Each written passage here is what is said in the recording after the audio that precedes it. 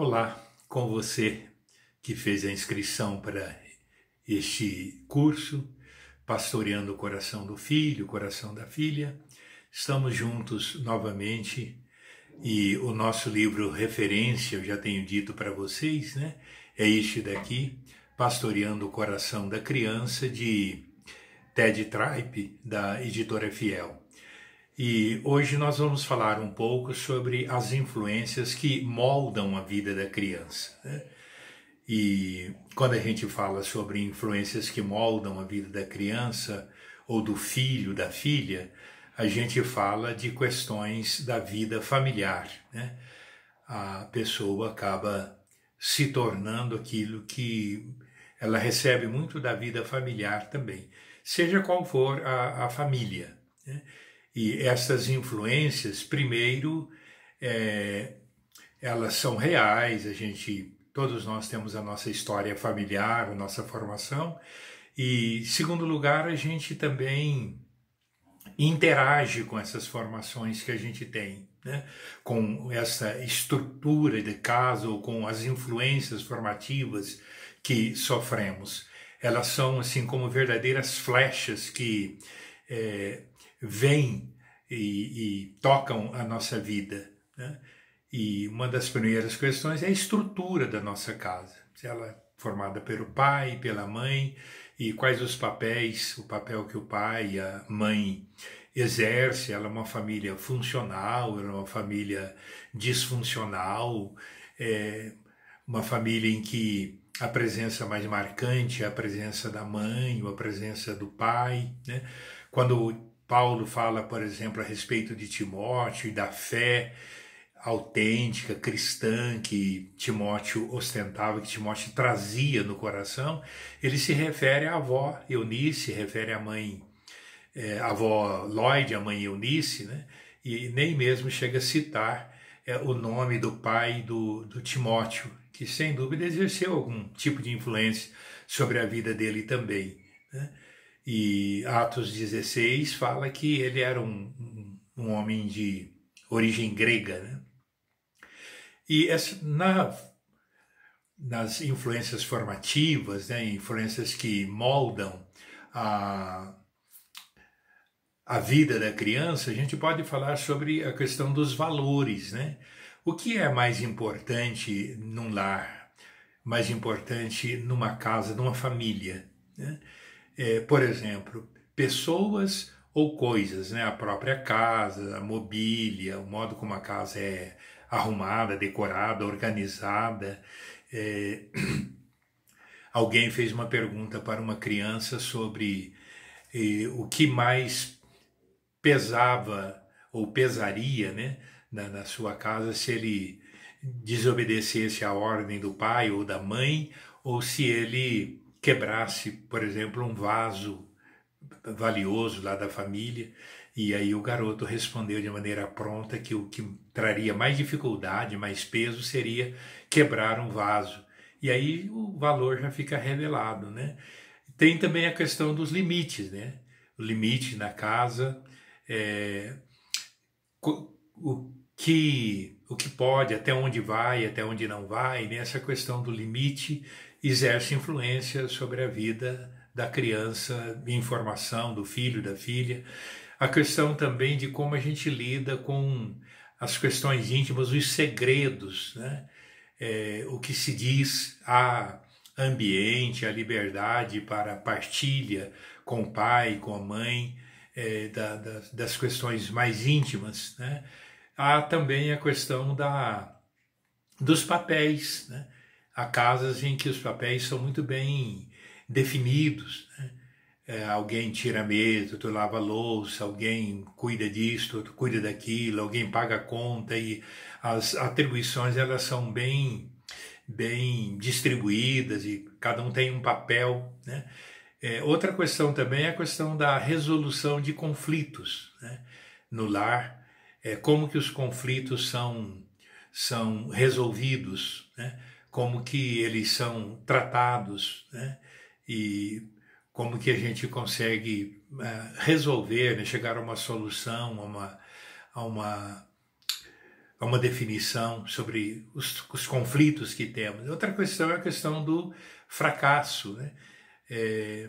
Todos nós fracassamos e a criança é muito comum ela errar nisso, errar naquilo, ela está fazendo tentativas, né? E às vezes ela é meio desajeitada numa ou noutra coisa, e como que ela é vista quando ela erra, né? Quando ela diz alguma coisa que não deveria dizer, faz como não deveria fazer, é mais ligado a essa questão do comportamento, né? É como que ela é criticada, ela é zombada, ridicularizada, ou ela é estimulada a aprender com seus erros, a ir crescendo também, né? Uma outra questão é a história da família. Cada família tem a sua história e coisas que marcam a história. Por exemplo, uma garota falou que na casa dela, a família dela mudou muitas vezes. E a pessoa foi perguntando quantas vezes, 10 vezes, e no fim ela chegou a dizer que eles já haviam mudado quase 30 vezes de casa, de lugar, né? Toda vez que muda, nós sabemos que é uma ruptura, né? E tem toda uma história também, né? E aí, ao lidar com essas influências formativas, há várias posturas também, né? E uma delas é a gente achar que a criança é vítima das influências, né? E há pessoas mesmo que dizem, né? Há um adágio popular que diz: a fruta não cai muito longe do pé, né? E quando a pessoa tem na idade adulta ou de jovem determinadas atitudes e o que ela é, né? Alguém diz assim também, não teria como ser diferente, né? E às vezes outros negam essas influências também. Dizem assim: não, isso não tem nada a ver, porque olha só para a vida de fulano, né? Se ele dependesse da casa dele, da família, da estrutura, dos valores ali, né? Ele não seria a pessoa que ele é, o profissional que é, o ser humano que é, o pai que é, a mãe que é, e por aí vai, né? Acho muitas vezes que não tem nada a ver.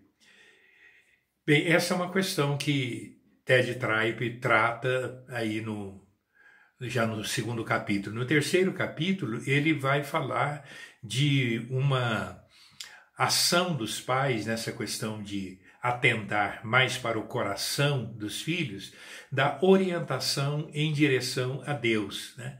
E ele deixa muito claro que precisa existir uma intencionalidade nessa questão de orientar os filhos em direção a Deus, né? Os filhos acabam fazendo uma escolha e nessa escolha os pais têm um papel bastante preponderante, né? E dois textos que nós já citamos, que é o texto de Deuteronômio 6, de 4 a 9, e o texto de Efésios, capítulo 6 também, especialmente ali no versículo 4, quando a Bíblia fala dos pais criando os filhos, né?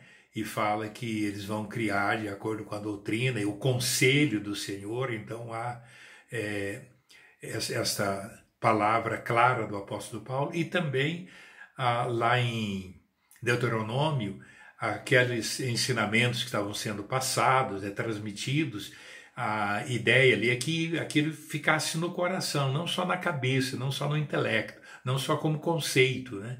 Mas como vivência. E essa vivência ele coloca de uma maneira muito informal, nada formal, nada impositivo, mas dizendo que os pais deveriam revelar essa intencionalidade, criando expedientes, né, uma estratégia, e a estratégia ali já é oferecida, já é sugerida, de que os pais deveriam andando, levantando, colocando na testa, né, e no braço, e também quando estivesse andando pelo caminho, isto é, na vivência, na informalidade da casa, os pais com essa intenção clara de estar orientando os filhos para um relacionamento pessoal íntimo com Deus, porque até na questão dos valores, né, um dos valores de muitas famílias, e que os filhos já percebem de modo muito claro, é Deus, né? o modo como o pai se relaciona com Deus, ele vê o pai orando, vê a mãe orando, os pais convidando os filhos também para orar, para falar um versículo da Bíblia, para um cântico, né? Ou cânticos, e assim por diante. E a gente sabe que o coração não é neutro, né? Essa é a grande realidade. É isso que a gente já viu no texto de Provérbios, capítulo 4, versículo 23. Sobre tudo que se deve guardar, guarda o teu coração, porque dele procedem as saídas da vida, né? A vida flui do coração, né? E os pais são os guardas desta fonte, desta interioridade, da essência dos seus filhos, né? E aí então a conduta não é o nosso alvo principal, né? O alvo principal é a gente estar olhando para o filho e olhando para o coração, de onde vem realmente a motivação para atitudes, para atos, né? Para palavras, vem lá do coração. E a gente vai perceber isso de modo muito claro na vida do José, né? Mesmo os pais tendo bons valores, né? E o José acabou perdendo a mãe muito cedo, e depois ele ficou mais com o pai, e ele se tornou um filho muito predileto do pai, mas ele olhava muito para a vida do pai, era muito ligado ao pai, e as influências maiores na vida de José veio do pai, que tinha um relacionamento, né? O pai dele era um dos patriarcas, né? O Deus de Abraão, de Isaac e de Jacó. O pai dele era o Jacó. E a gente vai perceber depois, lá para frente, né? O José sendo a pessoa que ele foi. Nos diversos lugares onde ele esteve, nas circunstâncias que ele teve, nas situações em que ele viveu, ele revelou, sobretudo, uma fé viva, né? Uma fé muito bem construída em Deus, né? E isso fez com que José sempre tivesse uma conduta, né? De um servo de Deus, de uma pessoa que andava com Deus, uma pessoa que tinha intimidade com Deus, né? E a gente percebe isso de modo muito claro quando a gente batiza os filhos, né? A gente orando, a gente fazendo os votos, né?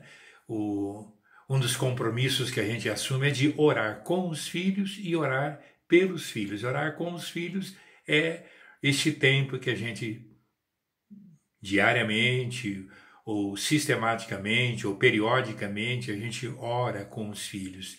E orar pelos filhos é quando o pai e a mãe, né, eles dão as mãos, eles separam um tempo e juntos intercedem, nominam os seus filhos nas suas orações, ou o seu filho, né, e pede para Deus, e isso faz parte dessa orientação do filho em direção a Deus.